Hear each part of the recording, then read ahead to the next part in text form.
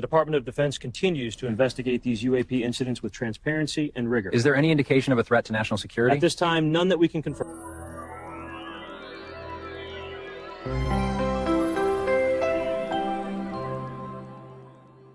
It seems like we may have made a mistake. It's starting to look like UFOs are not being piloted by visitors from another galaxy. They might belong to residents of planet Earth. That's right, they're not from another planet, they're just from another layer of reality. Now, I know this might seem like a pretty wild idea, except that humans have been interacting with these residents for thousands of years. The ancient Greeks and Egyptians had an elaborate system for making contact with them.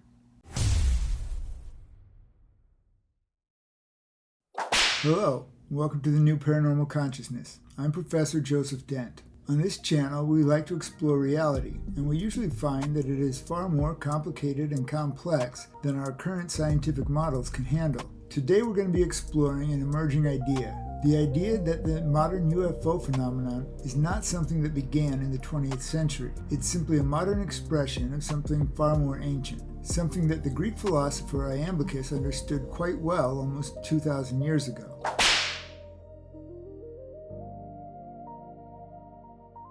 In the 3rd century AD, Iamblichus wrote an intriguing text. That text is called On the Mysteries of the Egyptians, Chaldeans, and Assyrians, and in it he makes a bold claim. He claims that human reason alone, meaning philosophy, logic, and intellectual thought, is not enough to access the deeper layers of reality. He proposes that theurgy is required. What is theurgy? It literally means God.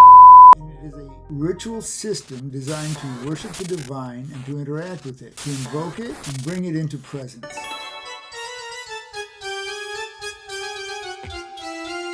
According to Iamblichus, reality is a structured space consisting of multiple layers. Those layers are inhabited. The population of those other layers consists of a vast hierarchy of beings, including gods, archangels, angels, daimons, and heroes. He was not speaking metaphorically. He was describing beings, intelligent beings, who exist in other realms which overlap with our own. Now, they're not exactly physical beings, but they're not completely immaterial either. They're sort of in between the two states. Alright, let's put a pin in that idea and we'll come back to it later. Modern UAP researchers have been describing something that sounds very similar to what Iamblichus was describing. Researchers and experiencers have been using the term non-human intelligences instead of extraterrestrials to describe beings who are not necessarily biological, but they're definitely not like us.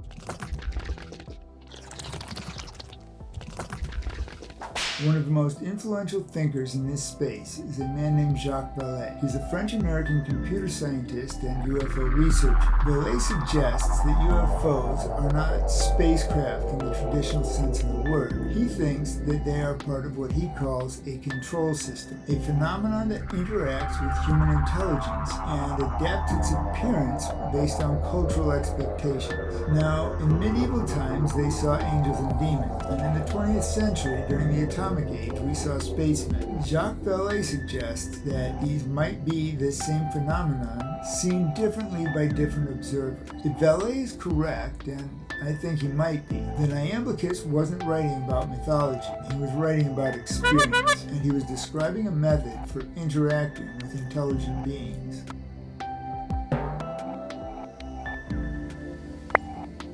Iamblichus insisted that contact with higher intelligences required more than observation and thought. It required participation in the form of ritual. Ritual requires preparation, alignment, specific materials, symbols, sounds, and states of consciousness. Now let's compare those ancient rituals to their modern equivalent. Dr. Stephen Greer's system of CE5 protocols, which are meditation-based methods for individuals to initiate contact with UAPs. Practitioners of the CE5 protocols report lights appearing in response to their intentions, objects changing direction in mid-flight, suggesting they are piloted rather than programmed, and encounters with beings initiated by focused states of mental awareness. If you strip away the modern terminology, you could easily be describing a kind of secularized theurgy.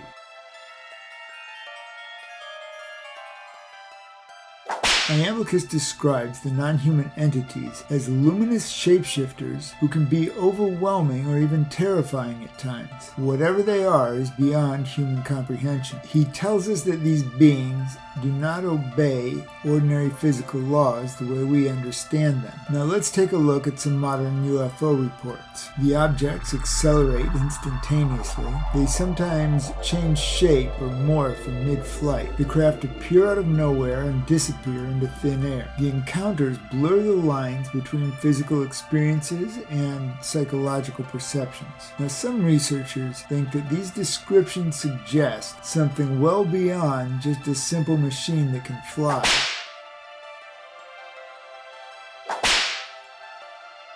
For Iamblichus, the goal of theurgy wasn't just having a close encounter of the third kind. It was for the human being to be transformed into a receptacle for the divine. Now let's compare that to a modern UFO experience. Many report a profound psychological shift and a strong sense of interconnectedness, increased intuition, and a spiritual awakening. In many cases, they even report being healed physically. This isn't just a sight, it's a deeply personal and profound experience. It's almost as if the phenomenon was interested in revealing itself to us and demonstrating how easily we can be changed.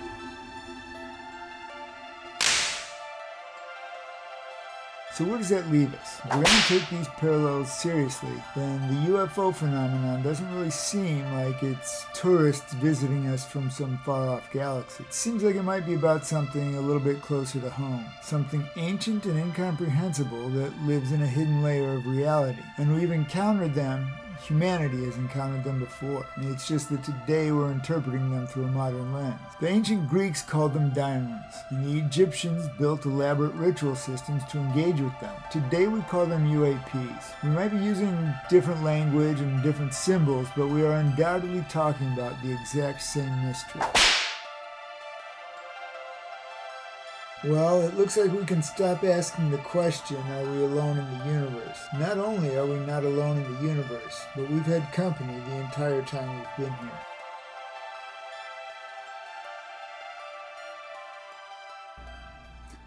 Well, that's it for today, folks.